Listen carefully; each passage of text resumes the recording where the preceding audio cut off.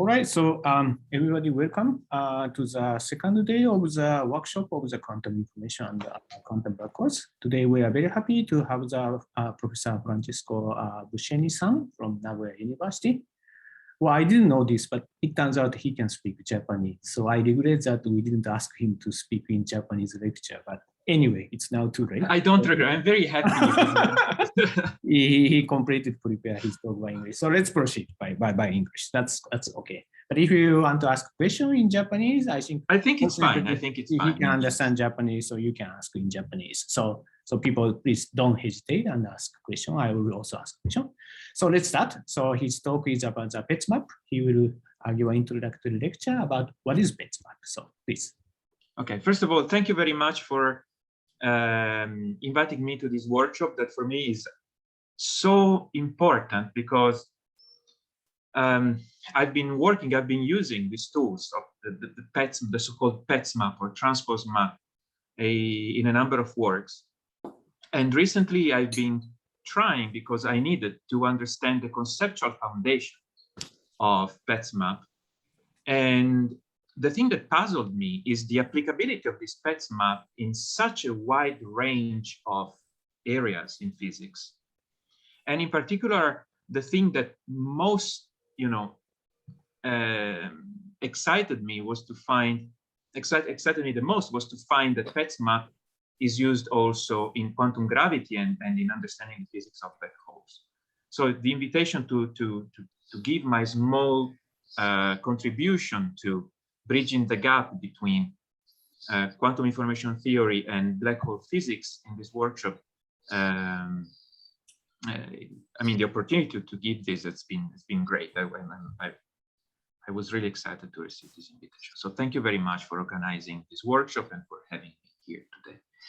So as I was saying before to Izuka Sensei, is that I believe, well, of course, I also will give you an introduction on some technical results about the Petz map, especially those that can be useful in deriving insights for theoretical physics.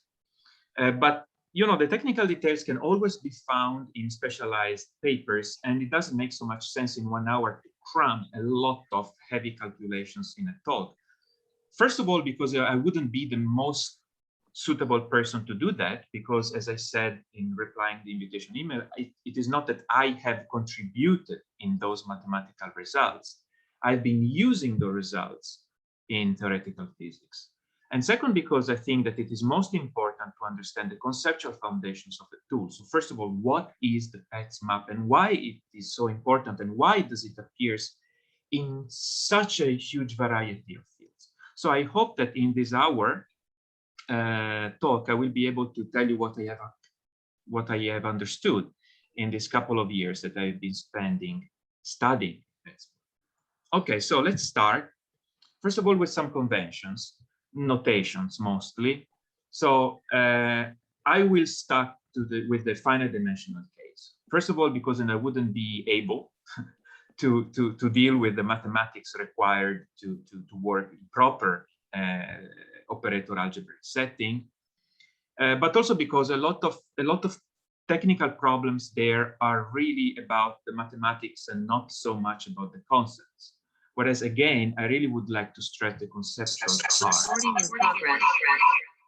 There is a howling going on somewhere. Okay. Everybody just remember to mute your microphone, please. Otherwise, I force you to mute. Okay. Thank you. Okay. So first of all, finite dimensions. Then when I say a state, I usually mean a density matrix. I do not mean a vector. So a density matrix, which is a semi-definite positive operator with trace equal to 1, and I denote these things by small Greek letters. And then we have pure states that can be put in correspondence with rays in the Hilbert space. So this is a ket vector, which is a unit vector normalized to 1. And the corresponding state is this projector. And in the case of a projector, pure projector, I will use this notation. So this is not a, this in particular is a rank 1. It is a pure density matrix. Then an important thing that appears, because we are going to use relative entropy quite a lot, is the notion of support of a density matrix, which is the orthogonal complement of the kernel of the density matrix. And then we will be using, of course, quantum channels, which are completely positive trace preserving, in short, CPTP linear maps. And these are denoted by these curly capital Roman letters, E, F, and so on. And then another important concept in working with the Petz map is this called trace dual map, or sometimes called the Heisenberg picture of a CPTP map, which is denoted by this DAGA. Some different authors sometimes use different notations. I use DAGA because this is essentially the notion of DAGA, right? Like it is defined in this way. So E applied on X times Y, the trace of this thing, is equal by definition to X times E DAGA of Y, the trace. So basically it exchanges, we will see later, it exchanges the order of the Krauss operators in the Krauss representation of the channel.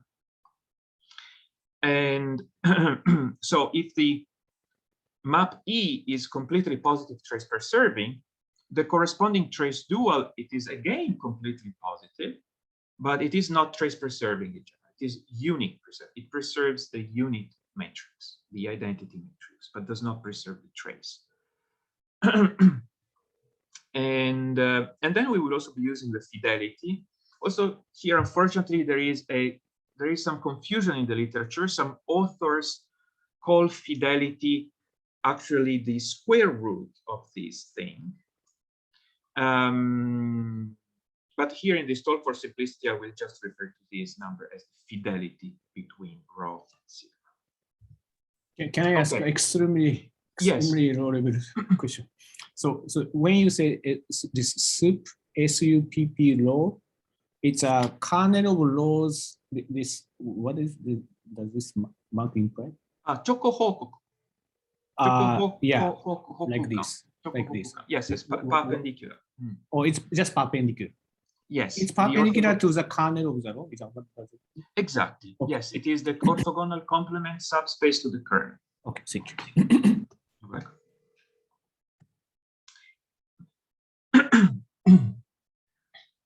So in order to introduce Petz recovery map, we have to start from the definition of relative entropy, which is usually given for normalized density matrices, but it can be extended to general semi-definite, positive semi-definite operators A and B, under the condition that A is not the zero operator.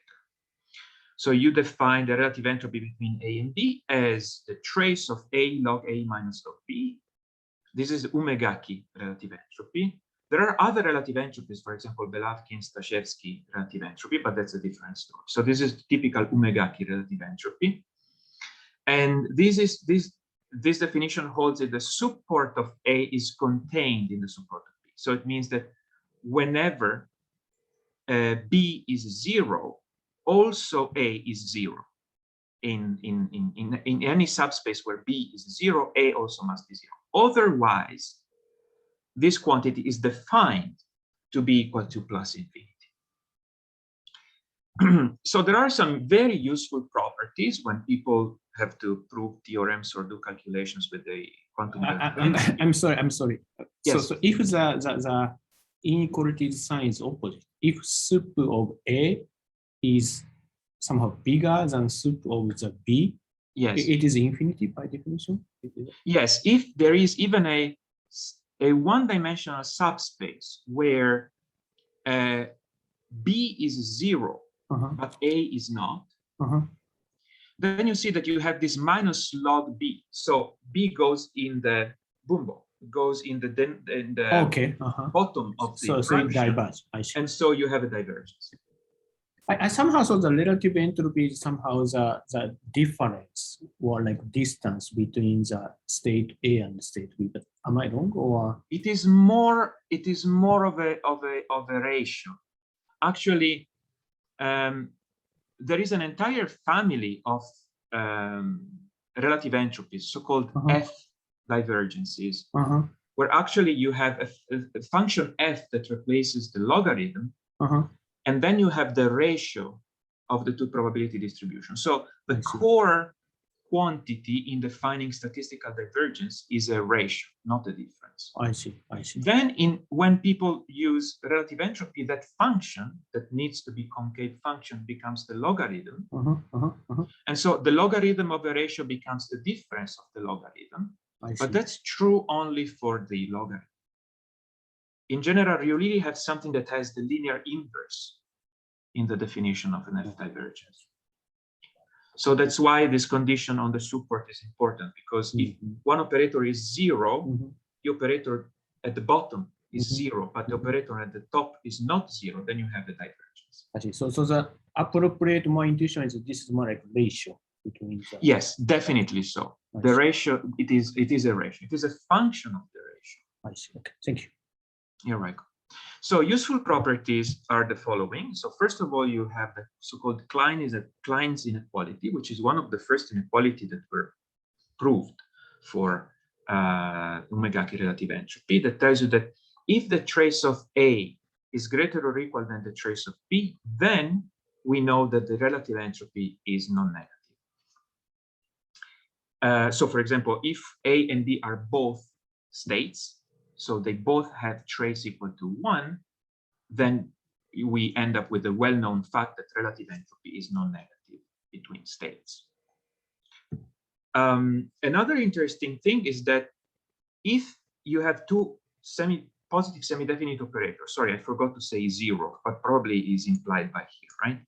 So if you have two operators B and B prime, and B is less than or equal to B prime, then the relative entropies go in the other way around. So the relative entropy between A and B is greater or equal than the relative entropy of A and B prime. This can also be useful. Then another useful thing to remember is that we can play around with the Umegaki relative entropy, and if we put the identity matrix in the second slot, then what we end up with is the usual von Neumann entropy, minus trace of rho log rho. So sometimes this is why people say that Umegaki relative entropy is a parent quantity for von Neumann entropy, because you can derive von Neumann entropy as a special case, so to say, of Umegaki relative entropy. I have a question about the Klein's inequality. I think yes. Usually you normalize trace of A and trace of B to be 1. Am I wrong or not? Yes, typically when you work with states, yes. So but sometimes you consider normalize not equal to 1. Is that yes, because it can be useful in some situations to have in the place of B to have something that is more of a likelihood rather than a probability distribution. So something that is positive, but not necessarily normalized to 1. I see. You can normalize. Am I right or not? Yes, you can normalize. In algebraic formulation, sometimes you cannot. Oh, okay. In infinite dimensions, sometimes you cannot normalize. I see. So that's why, yeah, I'm kind of hybrid, right? Like here, everything is finite dimensional. So yes, you can always normalize operators to have trace 1. But when you are dealing with a operator algebraic setting, then you have bounded operators that are just a different class from trace class operators. So on B, typically, it is important to have the bounded operators, something like similar of a likelihood, which need not be a trace class operator. So not normalizable. And then the most important of them all is monotonicity. This took a long time to be proved, and it is basically related to the strong subadditivity of quantum entropy. This was a breakthrough when people were able to prove this inequality, which is called the monotonicity. Rather than data processing inequality, which is something that has to do with the mutual information, rather, here I would call monotonicity. So essentially it says that if we have two states, so here we consider the typical formulation with states. I don't want to get into the case of non-normalized operators, but if you have two states, rho and sigma, and you apply on those a CP-TP linear map E, then the relative entropy between the two strings becomes smaller, according to the intuition that the relative entropy is a measure of statistical divergence, statistical difference. And so if we apply noise onto states, these two states can only get less distinction. They are going to get closer and closer to each other.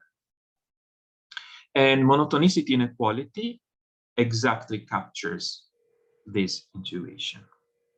Can I ask you that question? So Yes. in the second line, you say B is less or equal to B prime.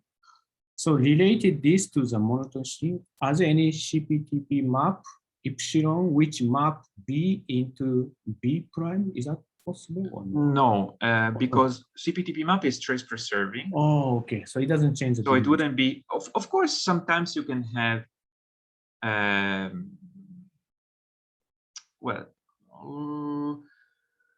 yeah, taking the trace of both sides here, you have trace of B less or equal than trace of B prime. Could you repeat again? Trace of the B? So if you take the trace, 余辺の trace を取ると、trace B less or equal than trace B prime. Yes. So it means that you have a map that is, you know, trace non-decreasing or something. So yes, you can have something that is trace non-decreasing, but monotonicity only works for channels, which is to say CP-TP, trace preserving. That's very important. If your map is completely positive but not trace preserving, then monotonicity can be violated, of course. Thank you. You're welcome. And now we are ready to say where the Petz, so-called Petz recovery map, or Petz reverse map, or Petz transpose map, or just the transpose map originated from. So the question that Petz considered back in the 80s was this one. For which triples, rho, sigma, and epsilon, channel epsilon, we have that the relative entropy between rho and sigma is fixed, doesn't change. And there are two papers by Petz, one in 86 and another one in 88, where he gives a complete answer to this question, saying that this is going to be the case if, and only if, this map that is constructed in this way. So first of all, it depends on the channel E and on the state on the second slot, sigma. Then how do you construct it? You take your input, which is this black dot here, and first you put it around it, the inverse of the square root of E of sigma. Then you apply the trace dual, E daga, and then again you sandwich with the square root of sigma. So that's why here I use this notation of E tilde sigma to denote the fact that this channel depends on E and on sigma, but does not depend on rho. And this is very important because the condition is as follows. So if and only if this channel satisfies E tilde sigma applied on E rho equal to rho. So if and only if this channel is able to bring back rho. And notice that the other equality, so that E tilde sigma, E sigma equal to sigma, is satisfied by construction. What does this center circle imply? Oh, composed with or after. So first you apply epsilon, and then you act on this epsilon tilde with the sigma. Exactly. And what is 1 over square root epsilon? Is that just like normal linear algebra like formula? Yes, it's normal linear algebra. So you take the operator E of sigma, which is going to be a normalized state again. So a positive semi-definite matrix with trace equal to 1. You take the square root of that, and you can do it because it is positive semi-definite.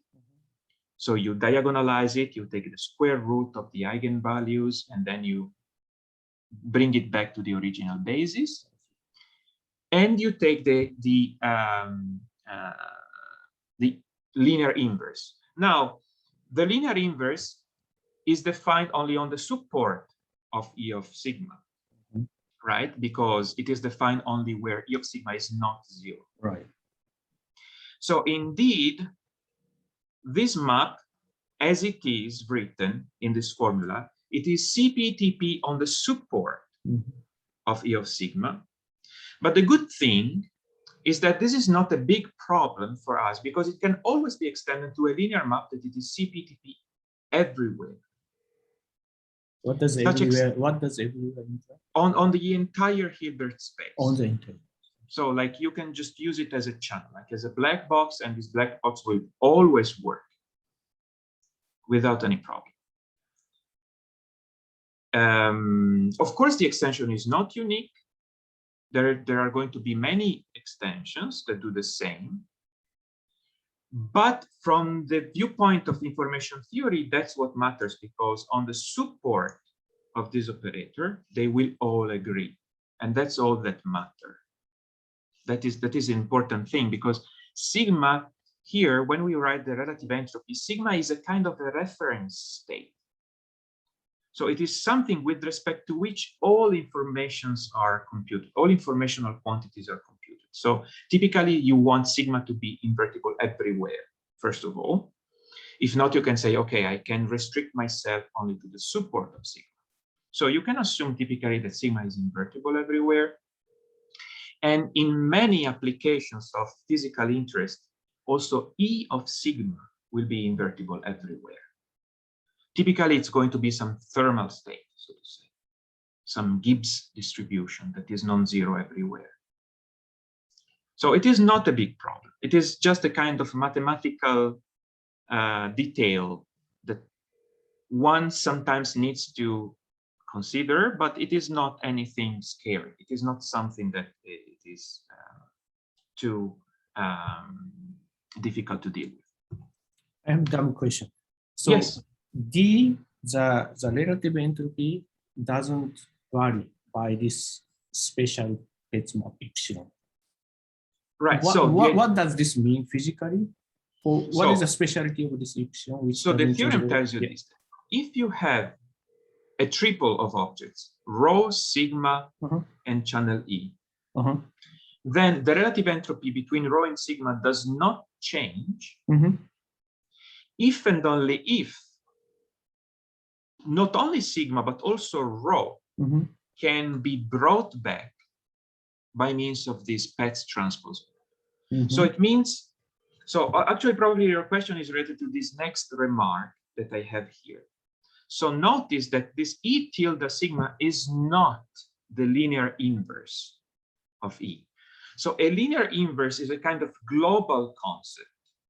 So it is a map that is able to bring back the entire image of the channel, right? Whereas here, it is a local concept. So first of all, you fix a reference state, sigma.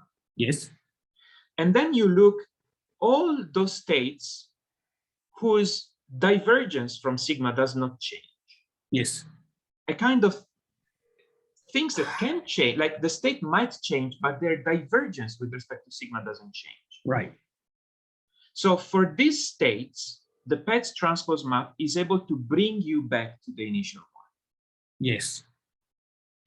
Whereas all the other things whose divergence with sigma changes. Well, usually increase.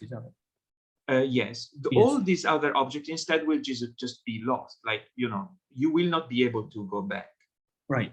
So my question is that intuitively, this divergence doesn't change or doesn't increase. What does it imply more intuitively? This is my question. I don't fully understand intuitively. What is divergence, change, or so imply? So first of all, we have to start from monotonicity.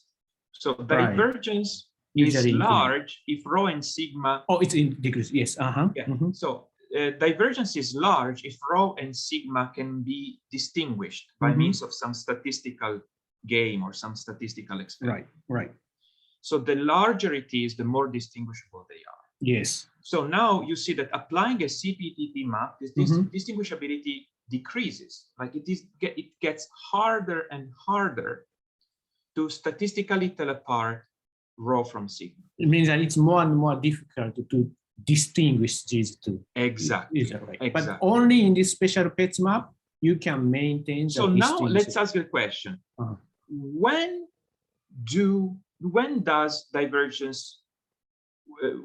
does the divergence remain fixed? Yes. So that is the best thing that can happen. It means that the amount of distinguishability between rho and sigma is not destroyed by the channel, is preserved. Yes, yes, yes. And that so is when this distinguishability between rho and sigma is preserved by the channel, then it is the case that the Petz transpose map is able to bring you back. So it gives you a recipe to reconstruct the initial state. It is a kind of, but I will tell you more about it. It is a kind of retrodiction. It is a way for you to retrodict the states that were there before the channel. Can I ask this term? Suppose you start with say rho and sigma. That's the original rho and sigma, whose divergence is some amount. Now suppose you act on bad epsilon. Because when you act on bad epsilon, the divergence actually becomes smaller, meaning that you become more and more difficult to distinguish the original difference between rho and sigma because you act on the bad epsilon. Divergence decrease. Now, even in this situation, can you act on this Petz map so that the divergence go back to the original amount? Is that what you're saying? Means that even though you lost the information, but you can recover the information to the original divergence. We will see. Of course, you cannot do the impossible. So if the information is lost, you can only hope to get back up to a certain degree. You are not going to able to reconstruct the information out of nothing. I see. So if some information was lost, that's lost. I see. You cannot, magically reconstruct it. It is anything magical. Actually, Petz recovery map, it is again a CPTP map. So if you are lucky, that is going to bring you back to the right place. But typically, again, it is just a noisy map by itself. I see. But it is important that you do not lose. Once you lose it, it's impossible. Exactly. Once you lose it, you can hope that it is going to bring you back somehow to those places. But we will see very clearly what it means. If you lose it, up to which degree you can go back. We will see there is an entire theory for that, so-called approximate reversibility. That is a very powerful theory in quantum information theory. So here we are only considering the exact case, and that is where Petz map was formulated. So if the distinguishability between rho and sigma does not change as measured by omega k relative entropies, then the Petz recovery map is able to bring you back exactly. That's what you want in order to bring you back. So can I ask a dumb question? Yes. So high energy people are familiar with the Petz map in the case of quantum error correction, meaning that we first prepare the code subspace and then embed it to a larger Hilbert space, then applying this erasure channel.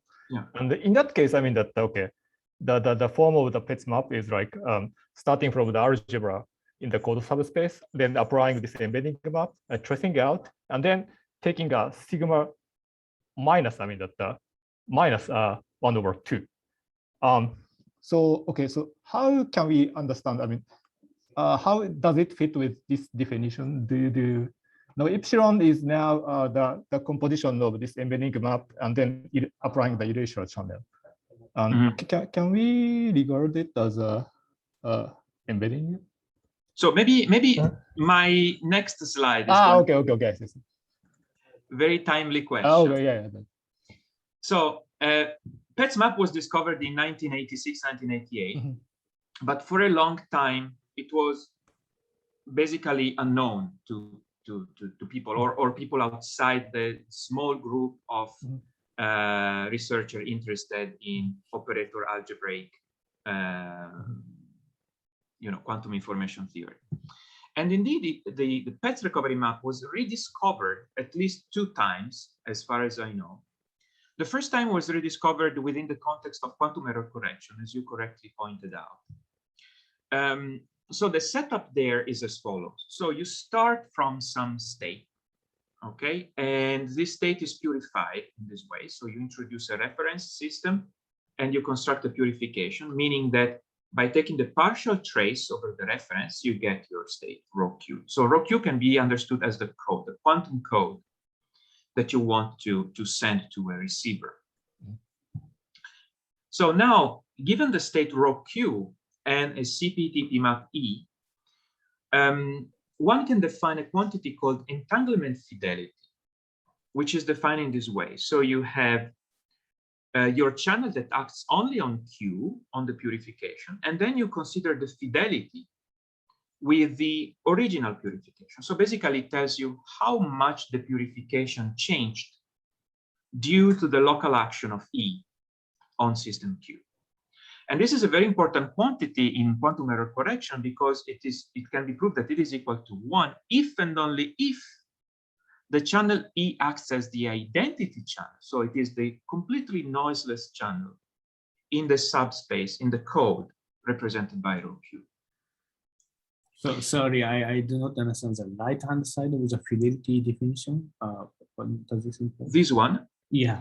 So this is just the inner product, or let's say like the overlap between the original pure state, psi RQ, and the psi RQ after the noise has acted. Oh, okay, by the ipsi. So yeah, inside you have the purification where the noise has acted already, and you want to see how different that is with respect to the purification. Oh, I see. So rho compare with epsilon rho, and what is a ratio divergence? That's what this quantity is.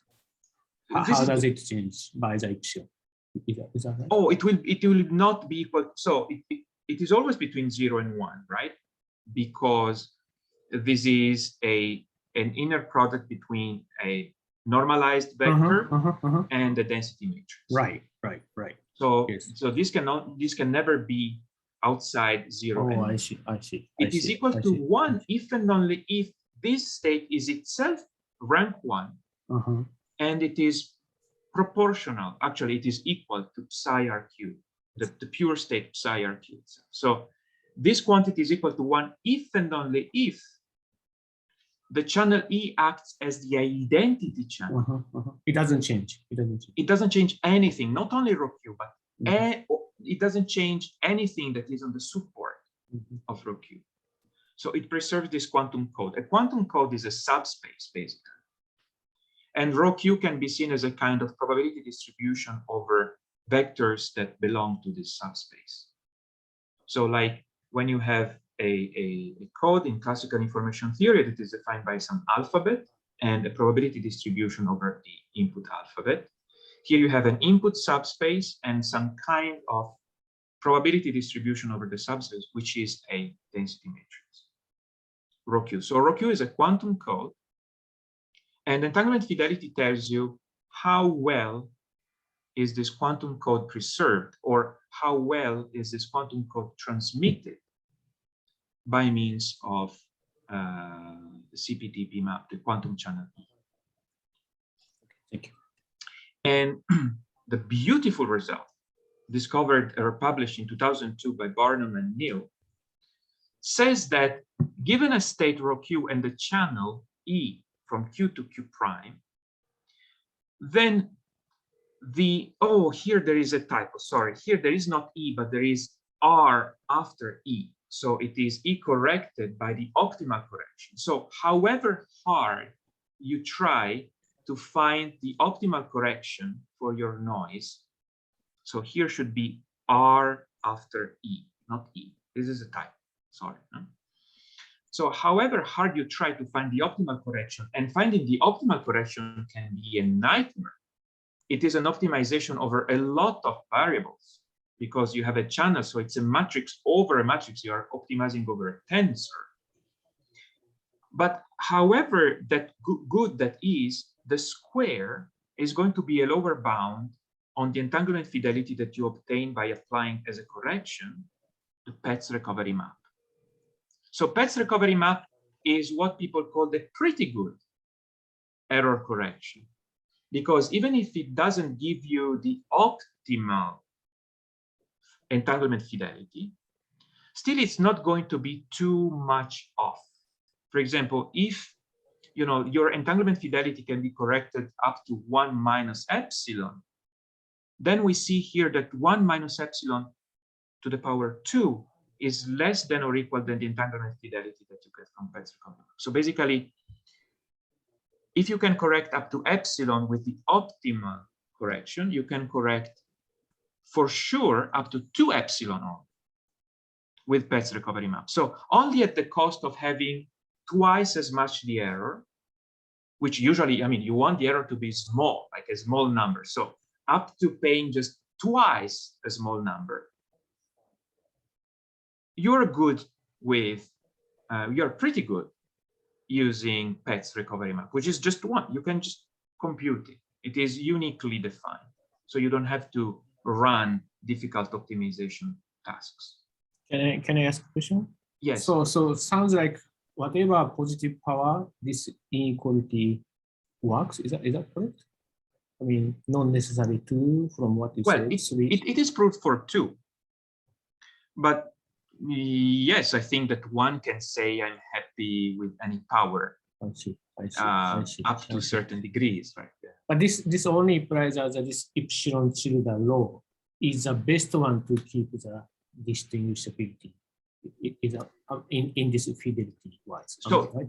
the proof that they give work for Petz recovery, like works as stated. So you have the power 2, and it has the maximum over all possible correction strategies that you have. And here you have Petz recovery map. So it has this number 2. I don't know any like deep reason why there is a 2. Probably it happens because you have the square roots, and so you're able to manipulate operators so that the power of 2 appears by using essentially Schwarz inequality. The proof of this theorem is a very smart use of Schwarz inequality for positive semi-definite operators. I have another question. So in this fidelity definition, it sounds like it is crucial to purify low Q. Is that right or not? So you don't need to purify. So that is why I ask is because you act on EQ, but the other part is identity. So yeah, I mean, purification, we always have to understand purification is nothing physical. It's not that something really happens, that you have to take rho and then you have to find a purification. It is just a mathematical device that essentially,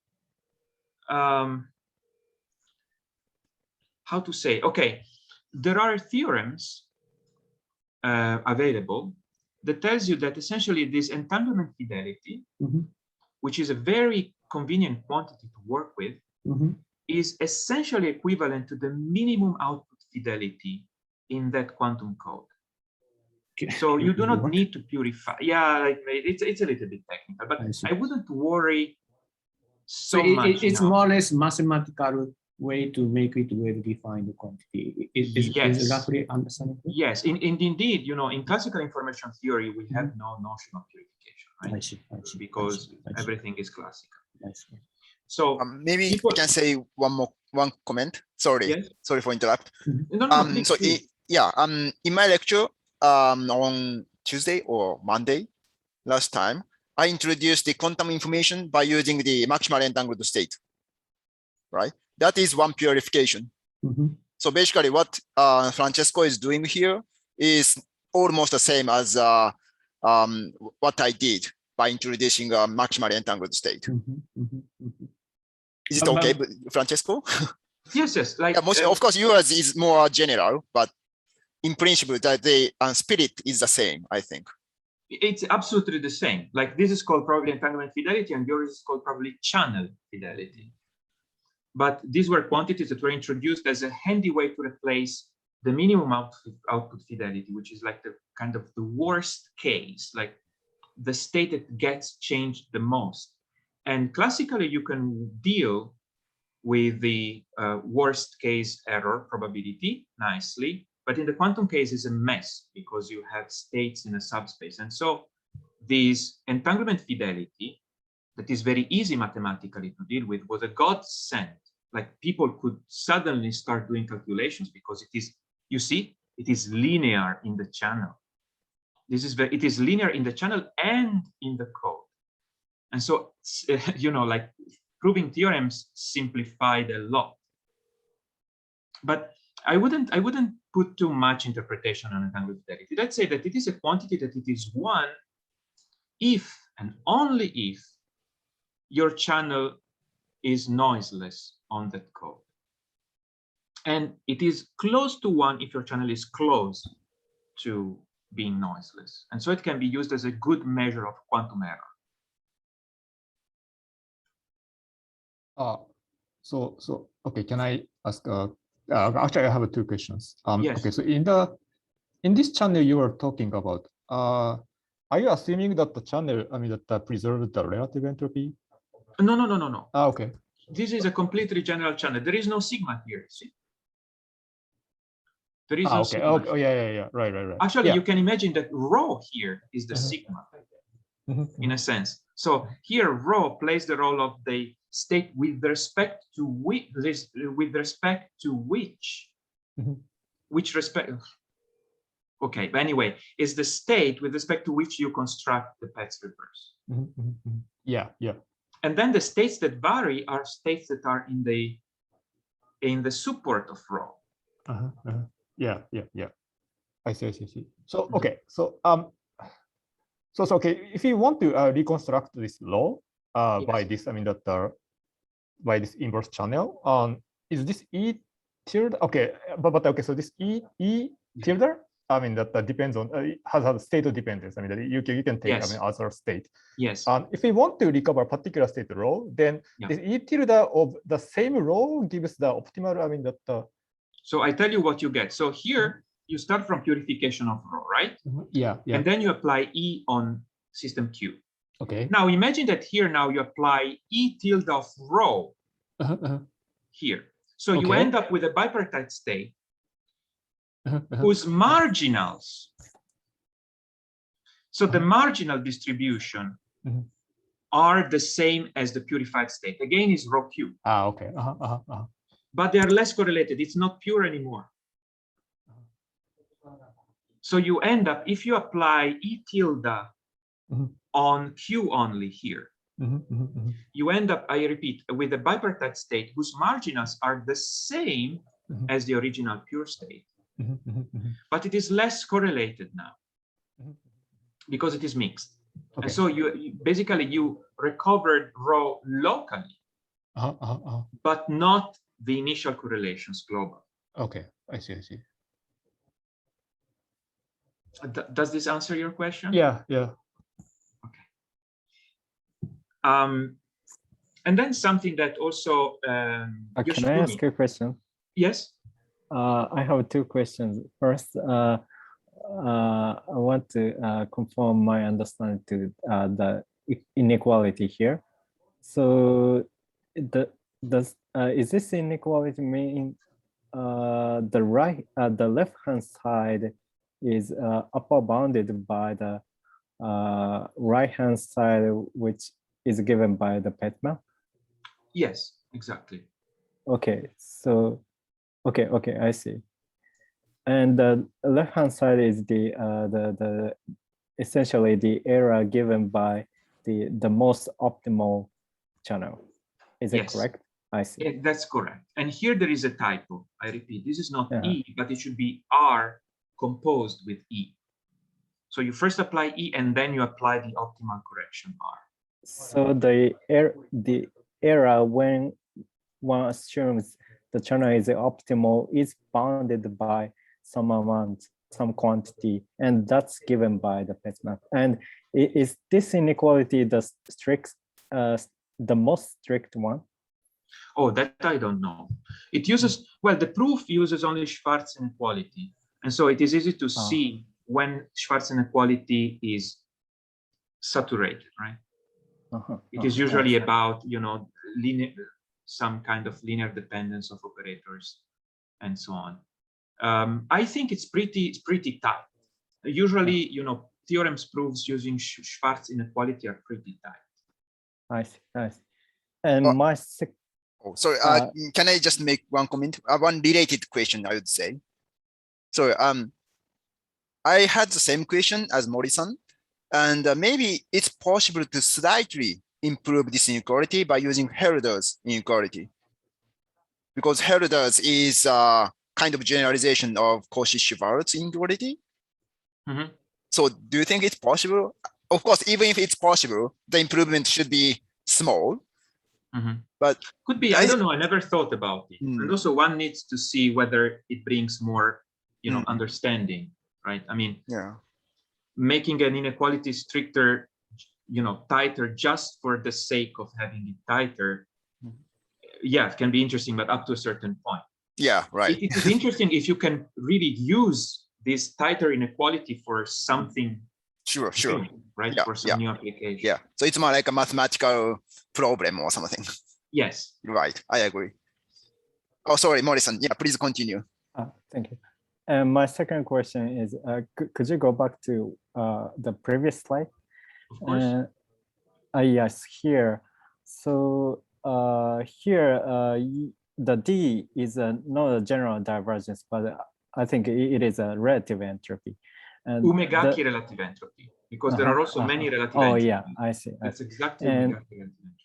And does a similar statement hold for general F divergence? There is very recent work done in this direction by Anna Jentsova. She proved this is called, statistically speaking, this is called the sufficiency relation. So you say that the channel E is sufficient for the pair rho and sigma.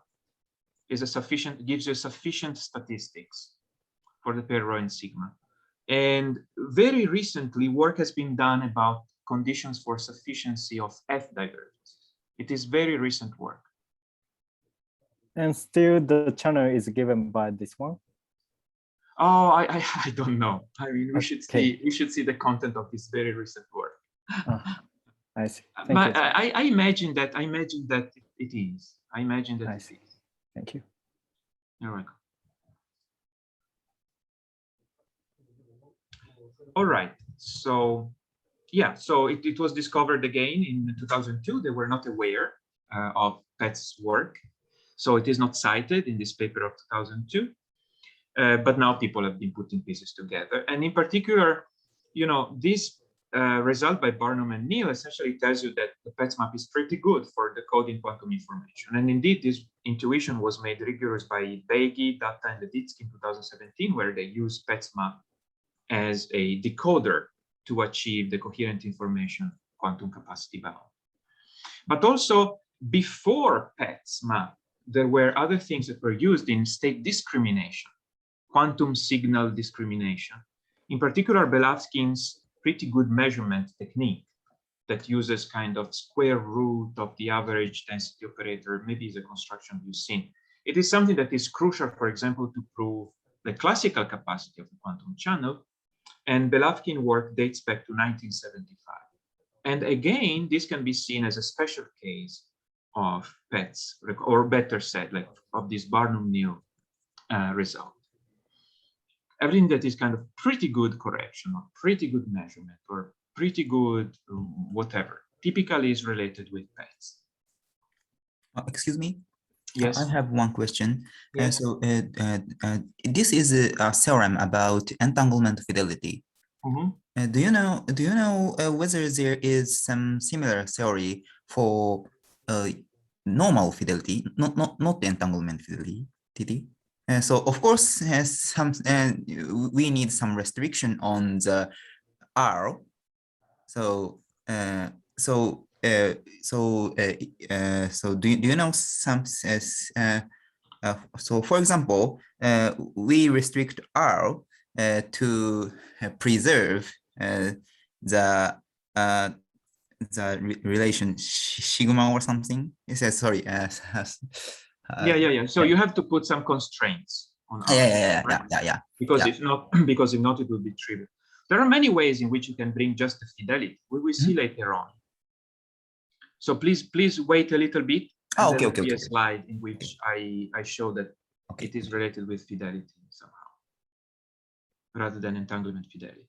So, and actually entanglement fidelity, a good way to see is that it is about fidelity, but for a lot of states. It is a statement that tells you that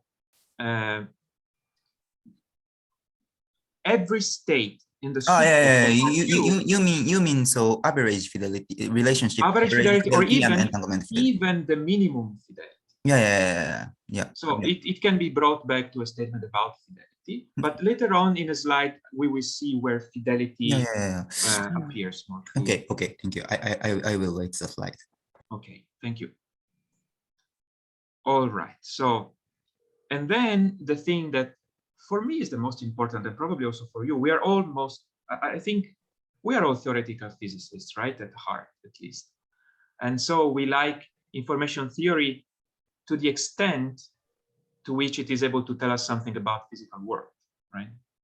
So for me, it was a big surprise when I saw that Petz recovery map was again rediscovered a little bit later, now in 2008, by Gavin Crookes in the context of statistical mechanics. And his arguments, of course, are not those of a mathematician. So these arguments are hand-waving, as all theoretical physicists do. But they are compelling nonetheless.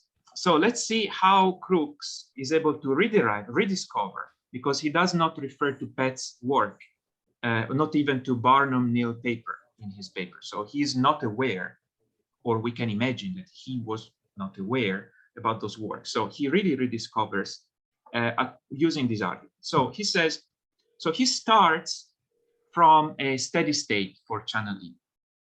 So he picks a state that is not changed by E. And you know that at least one always exists because channels are contractive maps. So at least one exists. And I'm not saying that this is unique.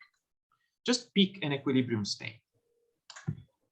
And then you pick a Krauss representation for your channel, whatever. You are free to choose one, okay? So for example, EK and then EK daga. And now here is the, the theoretical physicist kicking in and saying, okay, now let us define this object. I don't know exactly what it means, but let's define stochastic trajectory over the Krauss representation index.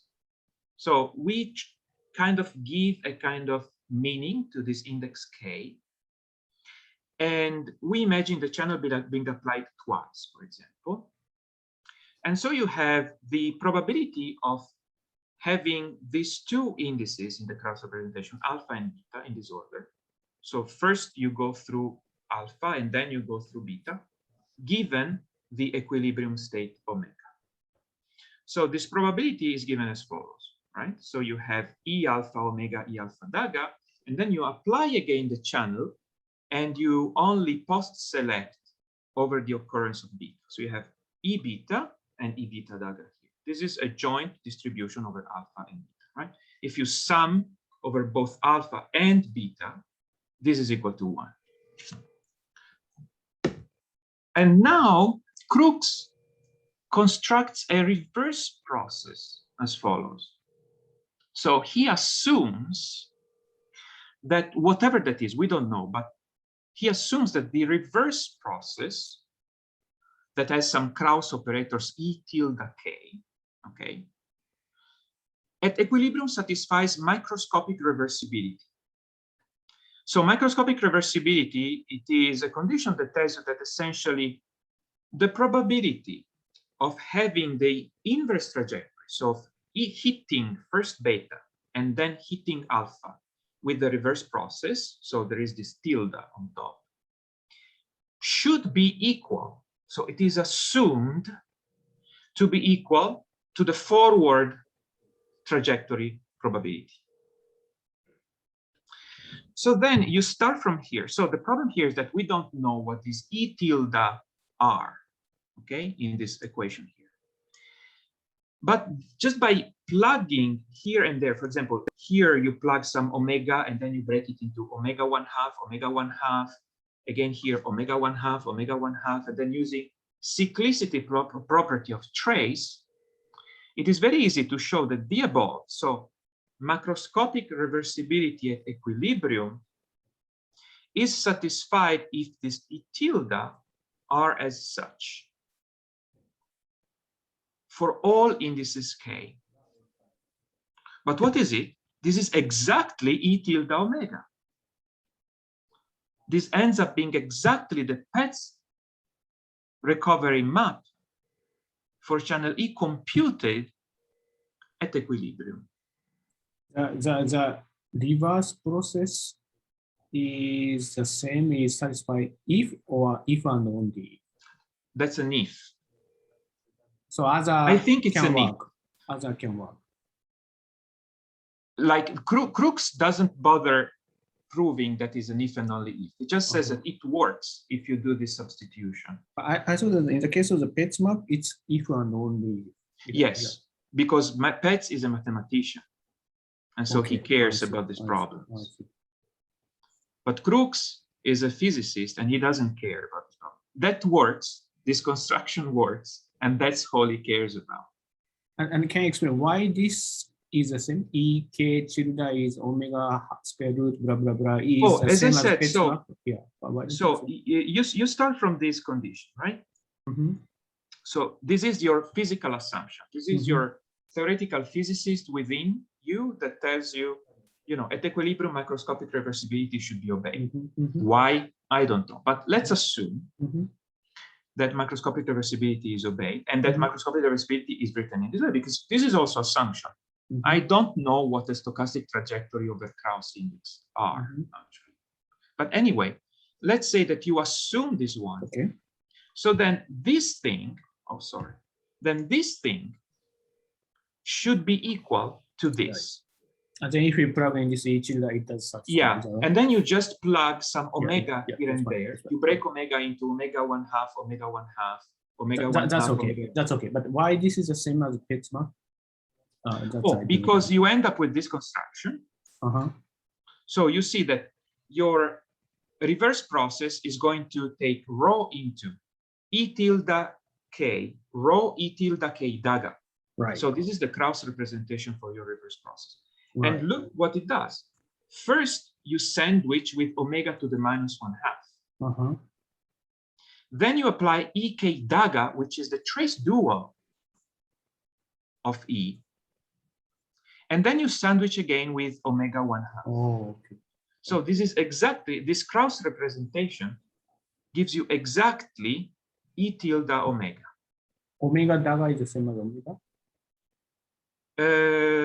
So omega is a fixed point for your map. So E omega is equal to omega. So in Petz construction here, you have the inverse of the square root of E of sigma, if you remember. Yes. But here sigma is a fixed point, and so E disappears from here. You just have sigma to the -1/2.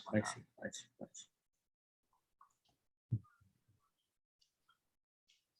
So and this is how Petz map appears also in the context of quantum statistical mechanics. Can I ask you a question? Yes. Could there be multiple fixed points for this channel? There could be. What can you say? One more than one? Yeah, more than one. Yes, of course, of course. So in general, you can construct E tilde K with multiple omegas. Yes, and you like get an ensemble of. And you get different reverses. Yes, different reverse channels. And I can ask you why, and I can give you an answer to that later on. I see. Thank you. So the reversal depends on the choice of a prior. So the reversal, this construction of a reversal, it is an intrinsically Bayesian concept. But this is I'm going to tell you more about it later on. So it is crucial that the reverse depends on some choice that you do at the beginning. You can say that this is your reference prior, and you reverse the channel with respect to the reference prior. Then, you know, in statistical mechanics, it is kind of natural to start from some equilibrium state. And typically in statistical mechanics, you usually have ergodicity assumptions that basically tell you that your fixed state is unique. So then you don't have this problem so much in statistical mechanics, because if a fixed state exists, there are other assumptions that are very natural, such that this fixed state is unique. But in general, one can ask, why? How do I choose an initial reference state? And that's up to you. This is exactly the same question I was asking you. How do you choose your prior in Bayesian estimation? So the reverse map, is this something that really is about our knowledge of the process rather than the physical process itself? It is our way to retrodict the input state. It is a Bayesian concept, definitely. It is a very good question. You hit on a very important point. Thank you very much. Okay. Francesco, sorry. Yes. Can I ask maybe two questions? Yes. So one is more like a comment maybe, but E tilde has a unitary degree of freedom, right? So of course, this is not only if, because even if we apply, even if we sandwich E tilde by U and U dagger, right? Very good point. Yes, exactly. That's the answer. It is not unique. It is not an ethanol if because you have rotated Petz map. Then okay. So that freedom goes to the Petz recover. Rotated Petz recovery map. So we can also introduce some freedom into the Petz map by rotating. Okay. Yes. I see. Okay, so that was the first question. And the second question is, I'm a little bit confused about the setting of this, because here, okay, I understand everything. You're not alone. Yes. Yeah, and my question is, I mean, here you apply the channel twice, right? Yeah. That's fine as a mathematical problem, but does it have any physical meaning? Oh, because here he wants to have trajectories. Yeah. Right? So if you have only your channel once, you don't have a trajectory. You just have a point. But we can define like a P alpha of omega, right? Yes, but this wouldn't allow you to apply an argument using microscopic reversibility. That's right.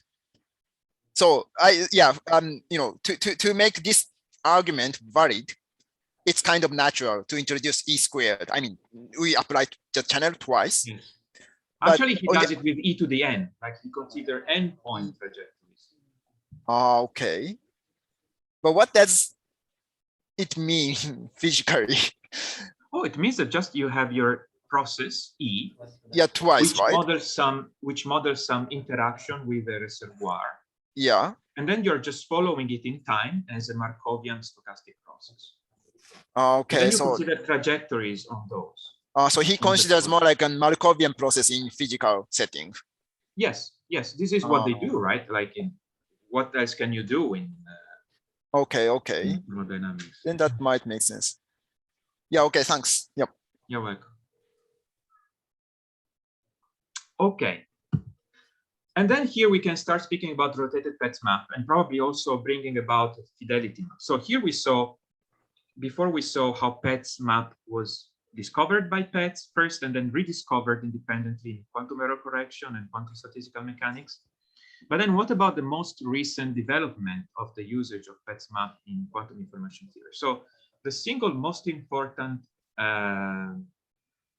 contribution in quantum information theory is the development of so-called the theory of approximate reversibility. So the whole point that was left open for a long time was what happens here if instead of this equality, you have a inequality, basically. So d rho sigma greater or equal, or actually sometimes you write in this way. So here you have the difference between the initial quantum relative entropy and the quantum relative entropy after the channel.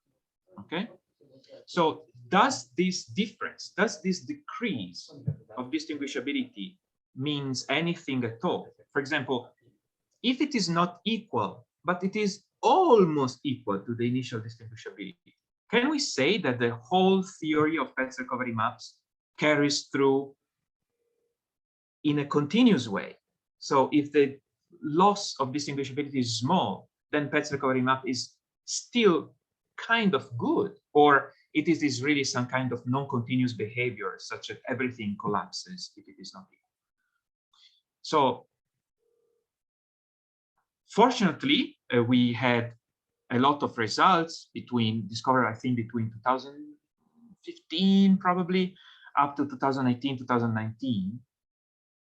And the main contributors there were Renato Renner, Omar Fozzi, Andreas Winter, Mark Wilde, and Junge here also. So a lot of people contributed to the development of this mathematics.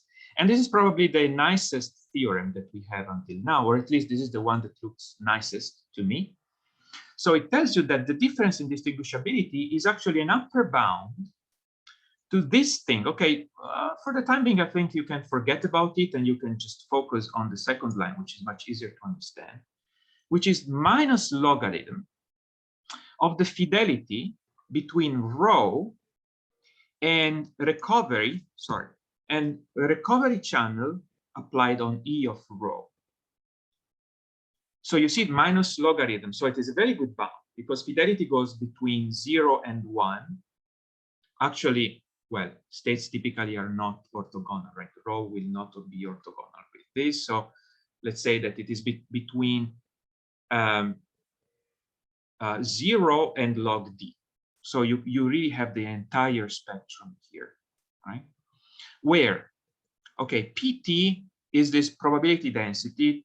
This doesn't have any particular physical meaning to what to my understanding. It is just a kind of mathematical trick, but it is a probability density. You can check that the extended integral of this between minus infinity and plus infinity is equal to 1. Then you have these maps here, this E tilde sigma t, which are like the Petz map, but they are rotated somehow. So you have these extra unitary degrees of freedom as Nakata-san said before, noticed before. So it really seems that you do not have only one Petz map, but you have an infinite array of Petz maps that are rotated with this kind of imaginary parameter. And this is related with the theory of Tomita theory of Tomita modular theory somehow. And these are things that appear also, for example, in statistical mechanics, where people relate time with a kind of imaginary temperature and vice versa. So it can have a lot of very tantalizing connections with what people have been doing in the past. So you are doing this kind of rotations here. Because if you take the imaginary exponential of a density matrix, you get a unitary matrix. So these are unitary matrices. Okay, so some kind of unitary rotations. And R, so the recovery channel, is not Petz map on its own. Unfortunately, it's not as simple. So people have been trying hard to see whether Petz map alone would satisfy some bound like this. Would have been beautiful, but unfortunately, it's not the case. So this recovery R is a kind of convolution of these rotated Petz recovery maps. So this is the best theorem, at least to my knowledge.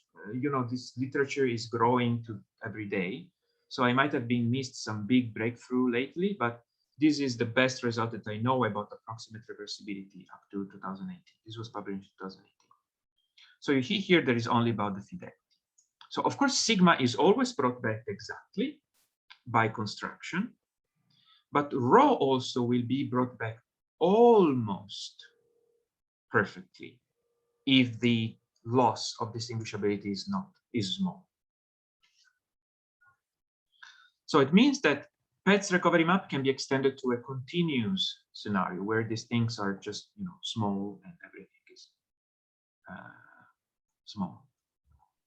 So, sorry, just to make sense. So Yes. this T is some like imaginary time or something like that. Yes, right? exactly. Right.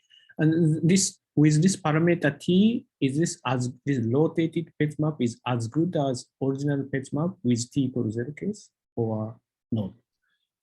Is this as good or no?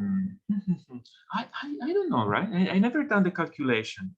So it could be that this unitary rotations, they bring you, for example, like the Barnum-Neal result before. I don't think this works with a rotated Petz map. I think this requires Petz map to work. I see. So still T equals 0 is the best. For this scenario, yes. But we shouldn't forget, basically, what is the lecture, like the takeaway message of this result?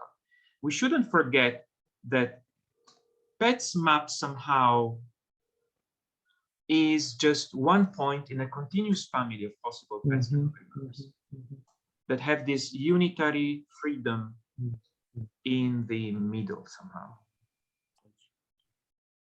So could be that, you know, in the quantum setting, also one can show that classically they disappear, right? If all these things commute, right? This commutes with the input, so you can bring it here and it will cancel with this. And again, this will cancel with that. So when operators are all diagonal on the same basis, rotated Petz map do not exist. They all coincide with E0, with the original Petz map. So this is a feature that really appears only when things do not commute. So it can be seen, like some people say, you know, it's a kind of signature of quantum coherence, blah, blah, blah, whatever that means. Like, it's just tells that when things do not commute, you have this extra freedom to take into account. Okay. Sorry.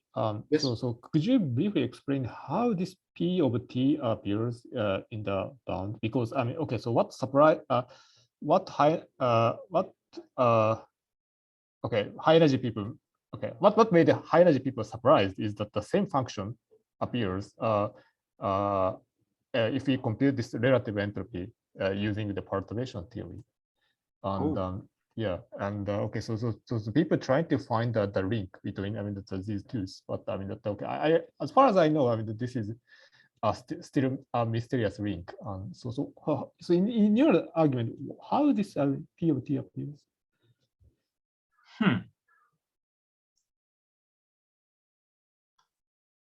You know that I don't know exactly how to answer your question. Like it is something that, so they use a Hadamard three-line theorem at some point. But one should look into exactly where this, I mean, if you tell me that there is a connection with theoretical physics, then I always kind of overlook this PT as something that makes the proof work. But I never gave it I never gave too much importance to the actual form of this function. But if you tell me that it appears also in high energy physics, then this changes completely, and I would be extremely interested to see where exactly this comes from. Yeah, I can send a reference if you want. Thank you very much. Yes, I would be extremely interested. Thank you. Sorry, I cannot answer your question. I see that my time already ran out. It's already 12:15. What should I do? You tell me. I can go on if you're happy. You can go. You can go. Because it is scary. I'm just slide 7 of 727. Okay, but maybe you know. From now on, this will be more conceptual. So probably it will take shorter. So, okay, let me continue. So the problems with reversal. So you can imagine that reversal, it is meant to be a kind of mirror symmetry, right? That you have a forward process on one side, and then you have some kind of magical mirror that tells you what the corresponding reverse process is. Some kind of, you know, some kind of tool that is.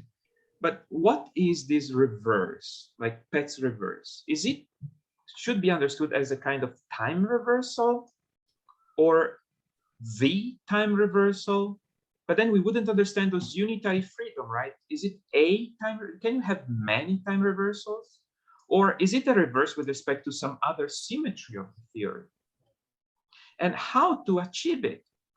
So the understanding of what Petz reverse map is, it is closely related with the question of how to implement a Petz reverse map. So, and indeed, a lot of people have been researching about the physical implementation of Petz reverse map. And here, it is an important thing. Probably you are not interested about this kind of, big philosophical question, but I think that here the underlying philosophy is that the channel represents a process that actually happens, whereas we know that it is not true. A channel is only the expectation of some physical process. What happens is a stochastic thing that you cannot predict, right? Like something happens, but you cannot predict what will actually, like when you throw, like quantum theory always works at the level of probability distributions, channels, always kind of things that allow you to predict the statistical distributions of the outcomes, but never, ever will allow you to predict the actual outcome that you're going to get in an experiment. So when we say that the channel represents a process that actually happens, we should take this with a lot of care. We should be extremely careful before claiming anything like that, because I'm not sure that that is what actually what is happening. Quantum theory only allows you to predict some kind of average distribution of the output.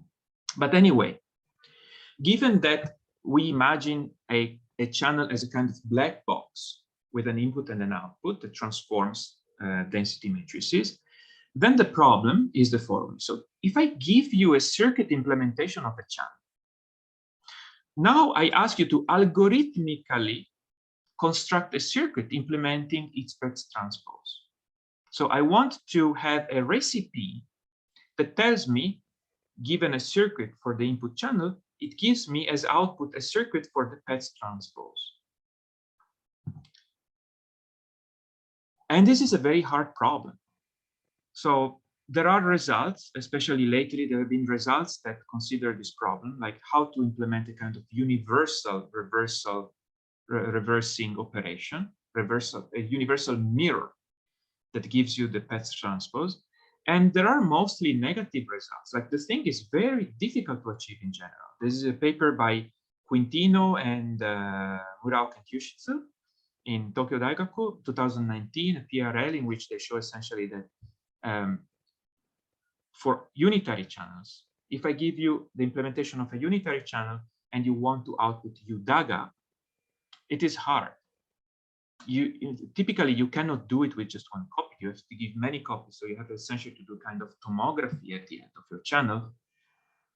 So you have to have a kind of classical description of your channel, and then you do the inverse. And also there is a more recent paper by Guillen, Lloyd, Mardian, Queck, and Wilde, where they apply some quantum algorithms in order to obtain the Petz reverse of a given quantum channel. And again, it is something not easy, highly non-trivial. So the takeaway message here is that there is no simple timer or reversal button that I press on my machine and it gives me, suddenly it transforms my machine into the Petz reverse of itself. There is not such a button. And also there is another thing that we should keep in mind, that even if I give you a realization of a channel as a circuit, this involves unobservable degrees of freedom. So a channel core has many time spring dilations. So the inside of the black box, right? If I give you a channel as a black box, typically these reversal things, they need that you tell me what's inside the black box. So I cannot do it with a black box, right? Because I need to open it. So should the reverse depend on those as well? So if I have a different realization, should my reverse change from your reverse just because we have a different understanding of the inner functioning of the black box? Maybe yes, maybe not.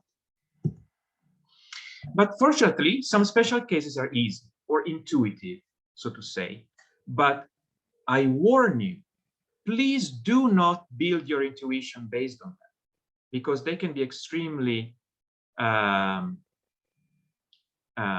extremely confusing, right? It could lead you to the wrong understanding. This is at least what I understood myself. So the first simple example is that of a Hamiltonian dynamics, which is to say like a deterministic or unitary, whatever you like to call dynamics. So dynamics of a closed system that we can follow in time exactly, and it is deterministic one-to-one. So in this case, it is possible to show that the following statements are equivalent. So first of all, the channel is unitary.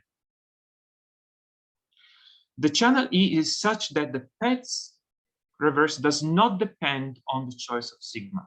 So however I choose sigma, I always get the same Petz reverse. This is equivalent to the channel being unitary. And then there is a third statement, the Kane is equivalent.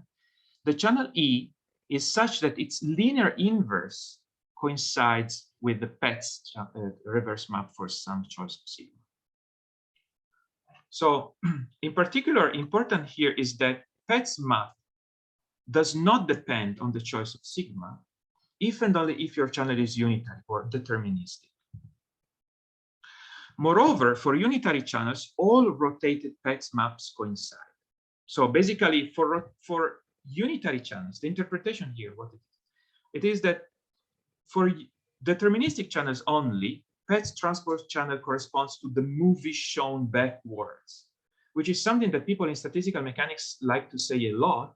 But as soon as you introduce some degree of stochasticity, some degree of randomness in your process, then this idea of the movie shown backwards absolutely makes no sense whatsoever.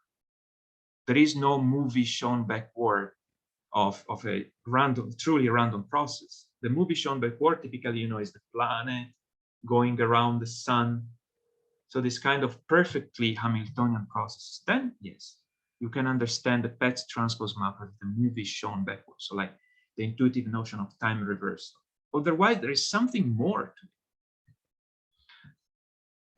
Another special case that's, however, it is very relevant in statistical mechanics is the case of thermal operations. And there is this very nice theorem proved in 2018 that tells you the following. So consider a channel that is realized as follows. So you have your initial state of the system Q, and then you have some state of your thermal environment, your environment tau E. Then you apply some unitary interaction between the two, and then you discard the environment. And we ask this requirement that this unitary transformation of system and environment has a fixed state, some steady state omega, that works as follows. So basically, the omega tensor tau is transformed into omega tensor tau prime. So basically, at steady state, no correlations are constructed by this unitary interaction. So at the steady state, the state of the system is perfectly factorized from the state of the environment. Notice that the state of the environment can change in principle. Then, and only then, no, it's not true. Then, this is not an if and only if theorem. Then, if these conditions are satisfied, then the Petz recovery map is constructed as follows, which has a very appealing intuition to it, right? Because you just take your state of the system, now you tensor with this new state of the environment, and then you apply the reverse of the original unitary interaction. So in this case, this very intuitive notion of basically having a process, extending the process as a unitary interaction, and then constructing the reverse process as the inverse of the unitary extended process coincide. And this is it only happens if this very strong condition. This is an extremely strong condition. I hope you understand how strong this requirement is. And indeed, this is satisfied by thermal operation that in particular have omega q and tau e equal to tau e prime as Gibbs state of systems and Bath Hamiltonians. So for thermal operations, so for purely thermalizing operations, these conditions are satisfied. And indeed, you can understand the Petz recovery map of a thermalizing operation as just being the inverse interaction with the thermal environment. So it has a very good intuition to that. but it cannot be generalized further. So we have to pay a lot of attention, we have to be extremely careful before using this intuition to more general cases. So just to make sure, so in this case, the Petz map is that you have original system state, you interact with a thermal bus, but yes, the action is only within, it doesn't change anything here, but it just acts only in the thermal bus system. That's why you can recover. Is that something? Yeah, at equilibrium. In the proof, this is crucial. In the It doesn't proof, change it the is original state, but it changes only the heat bus system. That's what this second yes, line in the is. proof, this is absolutely crucial. And this is at equilibrium, right? So this is true for the steady state. If here I start with a state that it is not the steady state of the transformation, that perhaps correlation might occur. So this condition needs to be satisfied at the steady state, at least, in order for this intuitive reversal process to hold. Generally, Q, omega Q, and the heat bus messed up, right? So such a property Yes. doesn't hold. That's why it's difficult. Exactly. Yeah. Exactly.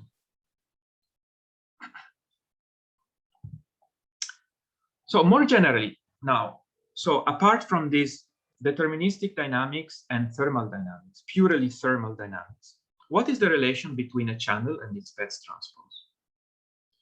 So this is what I understood recently, and this made my understanding of the meaning of Petz recovery map much clearer, at least in my head. So I understand Petz transpose map as Bayesian retrodiction, as a form of Bayesian retrodiction. And also Nakata-san noticed that,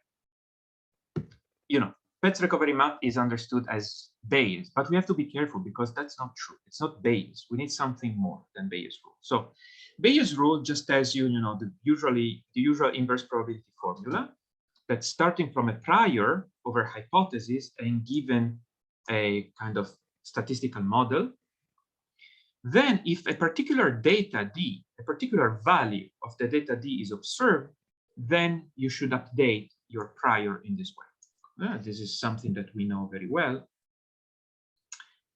And then there is this slide about the meanings of inverse probability. So, there is the problem of determination of prior. Many people feel uncomfortable with the fact that the prior is subjective. But now, fortunately, we don't need to, argue anymore. We live in a postmodern world. We can use tools without using any ideology behind mathematical tools. And so actually now Bayesian statistics is used a lot, also in machine learning, as a tool for estimation, for example, for decision, for inference and learning. And inference and learning, it is not only predictive inference, which is something that us physicists have very familiar. Like we typically prepare some initial states, and then we can predict the statistical distribution of the final states. But it is also used in retrodictive inference, which is something very normal. It is no black magic at all. Actually, there are entire branches of physics that are entirely retrodictive. Think about cosmology, for example, or astronomy. We can only retrodict the possible cosmological event that caused some observation. We cannot prepare a black hole, two black holes, and make them merge, right? We can only just passively sit down looking at the sky for some data to reach us, and then we can try to retrodict what was behind those that we saw. So retrodiction is also very important in physics. And you can give the interpretation that, Bayesian statistics is a kind of measuring the degree of belief that the rational agent should have in one hypothesis, given the data. But, and this is something that is never said in any elementary textbook in probability theory, Bayes' Laplace rule does not tell us how to update the prior in the face of uncertainty. So in Bayes' rule, here, you need to put a well-defined value of the data. I cannot be uncertain about the data. What does it mean? Suppose, for example, that my observation is noisy. So I don't have a definite value for my data, but only a distribution over data. For example, I'm looking at something, but I'm looking at it at night. And so I can only tell the color, like, yeah, like this one can be like, I would say like 80% of confidence is red, but it could be purple or brown, actually, because I'm observing in the dark. So typically, our observations are noisy. And the data is almost never a definite value, but it is given as a kind of distribution over possible values of the data. Like here, for example, I'm interested in the license plate number of this car, but this picture was taken, during night, or it has a lot of noise. So I can kind of guess, like the first letter seems to be an A with pretty high confidence, but already the second seems like an X, but the next one could be a 5 or a 6 or an 8, like, I don't know. I can tell you the data giving you a probability distribution. Now, how do you update your prior on the hypothesis? In this case, Bayes' theorem does not give you this. You cannot apply Bayes' theorem here. We need something more. And this something more is given by Jeffrey's rule of probability kinematics, which is something that is not very well known, but it is extremely important in the theory of belief propagation. So we have the vanilla Bayes, which is this. So the probability of having a hypothesis given a particular value of the data. And then we need an extended Bayes that should give us the posterior distribution given some noisy observation of the data, some distribution of the data. And the formula is this one. So the formula, so-called of Jeffrey conditioning, that Jeffrey introduced ad hoc, but it can be actually proved itself as a consequence of Bayes' rule plus first method of virtual evidence. So essentially it tells you that the inverse probability that Bayes gives you can be upgraded to a fully fledged noisy channel that propagates your belief, your partial belief on the data back onto the hypothesis. So this is exactly Bayes' inverse probability. So Bayes' inverse probability can be seen as a noisy channel that brings your belief back onto the hypothesis. Okay, so this is just what I've said. So Jeffrey's rule promotes Bayes' posterior distribution to a fully fledged noisy channel. And what is this? So let's try to construct Petz transpose in the classical case. So a state becomes a probability distribution, a channel becomes, quantum channel becomes a discrete noisy channel, is to say a conditional probability distribution. Then the channel is this thing. So it takes an initial probability distribution on X and outputs a probability distribution on Y by taking the marginal. And then the Petz transpose is this thing. And this thing is exactly Jeffrey's rule, or so to say, this, gives you, is compatible with Bayes' product rule. Moreover, in the classical case, there is only one Jeffrey-Petz reverse. Like there is no problem with rotated maps. So really, like in the classical case, there is only one Petz reverse, and this Petz reverse is what you use for retrodiction. There is no problem. Everything coincides and everything becomes very clear, conceptual. And classically, also inequalities becomes much, much, much stronger. Like there is this result that was proved in a paper by Lee and Winter in 2018 that tells you that in the classical case, the approximate reversibility is extremely strong, where here you have your Jeffrey recovery channels, say. You have an inequality given in terms of itself, relative entropy. Before you remember, we had this minus log fidelity, which is a kind of different piece, so it never gets completely tight. This is as tight as it gets. Yeah, so this is tighter, so it is stronger than the best general quantum bounds we know.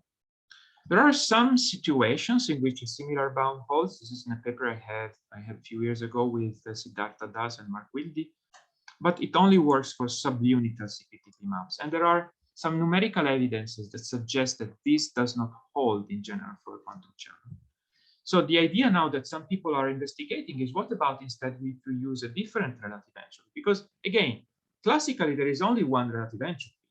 Umegaki quantum relative entropy is one quantum generalization of that, but you can have other things like Belavkin-Stashevsky quantum relative entropy. It could be, for example, that instead we have stronger bounds for a different, I don't know, but this is a different story. And then, I don't know, like, I have some slides about application in statistical mechanics, but I don't know, I can also stop here. I think I said quite a lot. This would be a kind of different story, and it would be the development of something that Satoshi Watanabe proposed in 1965, but without going so much into the details. But basically, his message was that the phenomenological one-wayness of temporal developments in physics should be understood in terms of irretrodictability rather than irreversibility. And this would fit very well with our understanding of Petz map as quantum retrodiction. But maybe for the time being, I will just go to the conclusions, I think, because I've already been speaking a lot, and I think you are all hungry and tired and bored. So this can be part of another talk, perhaps, where essentially we construct fluctuation relations. Fluctuation relations are kind of things that arise from considering the forward process versus a reverse process. Now, people have been constructing reverse processes according to a lot of different assumptions and rules. There is no general agreed upon construction for the reverse process. So in this work, we propose to construct the reverse process as the Petz-Jeffrey reverse map. And all previous fluctuation relations follow very nicely, also with their physical understanding in terms of work. Like, I don't know if some of you have seen these things like non-equilibrium steady states. For example, they were proposed at the beginning by Hatano and Sasa in a famous PRL in early 2000, where they consider non-equilibrium steady state processes. And they are able to consider those by introducing non-equilibrium potentials. But they introduce these non-equilibrium potential as ad hoc things to make calculation work. Here, if you are happy with the understanding of the reverse process as Bayesian inversion, then non-equilibrium potential emerge as remnants of Bayesian inversion. So they don't arise from nothing. They just occur because you did Bayesian inversion. So things become much clearer conceptually, at least to me. And then, yeah, there is also this thing, but it is part of a different talk, I think. So let me go. The quantum case also carries through by using, essentially the quantum Petz recovery map agrees with the classical Jeffrey rule for a quantum process of this form. Conclusion. Okay, sorry, I had to cut this final part because it's too late. So conceptual take-home messages. So first of all, we shouldn't be worried nor concerned about the fact that the reversal in general depends on a choice of prior. And if your knowledge about the channel is different from my knowledge, for example, if you have knowledge about the inside of the black box, your reversal will be different because you know more. Why? Because Bayesian inversion is an inversion made with this, given all that we know about the process. It is given the knowledge that we have about the process. And so the reversal in general depends on the choice of prior. And exceptions are deterministic processes. Why? Because they are deterministic. There is nothing to guess. We know exactly that what is the initial point, what is the final point, and so this will be exactly the time reverse, like the trajectory pulled behind, like in the reverse. But if there is some randomness involved in the process, then a prior is necessary for a reversal. Then, classically, Petz map coincides with Jeffrey's retrodiction. In quantum theory, Petz map agrees with previous proposal for quantum retrodiction. However, and this is an important point, and this is where I'm trying to focus at present, we still lack of a thorough mathematical theory of quantum inference.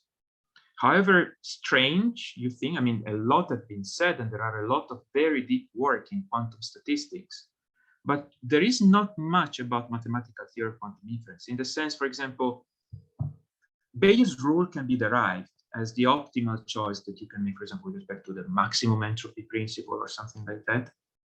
There is nothing of this sort for the quantum Petz reversal map. So if it is really like Bayes, then it should emerge as the natural thing to do. Another message, but this was probably part of the thing that I removed, is that reverse processes in statistical mechanics are better seen, or at least I understand them better as reverse inferences rather than time reverses. So it is not actually something that actually happens. It describes how you can retrodict what was before, given the knowledge of the present state. So like if if we're interested, for example, in the information paradox, I imagine that this would mean that I'm not really interested in really reconstructing the actual state of radiation before falling into the black hole.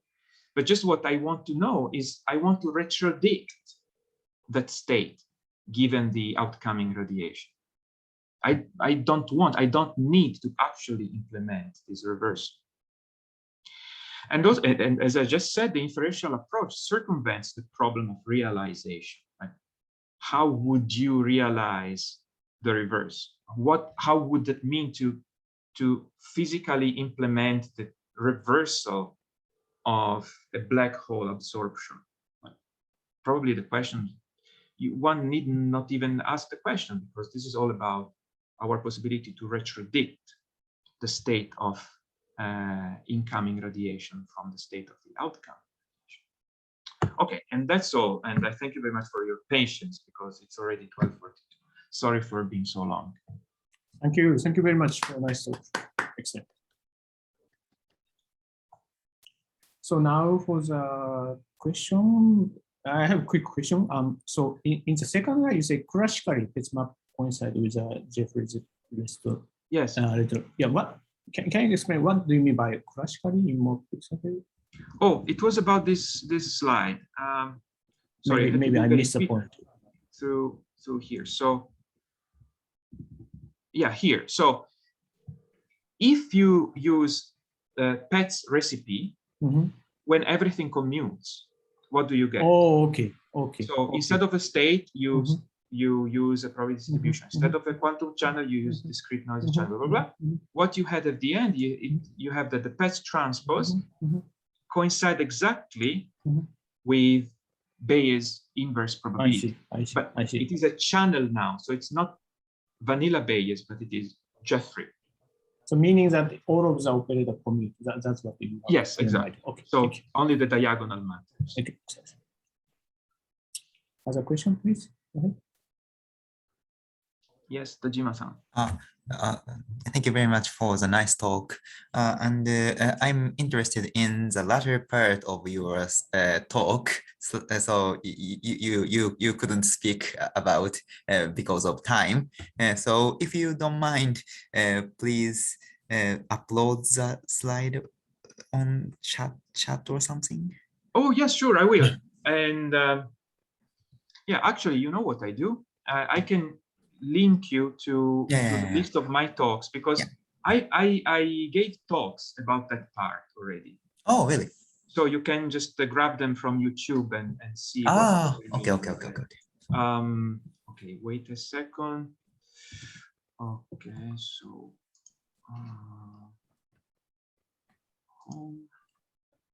so here's the list of,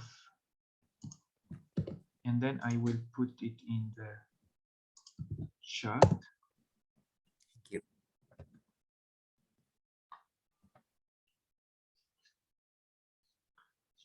細田先生、ありがとうございます。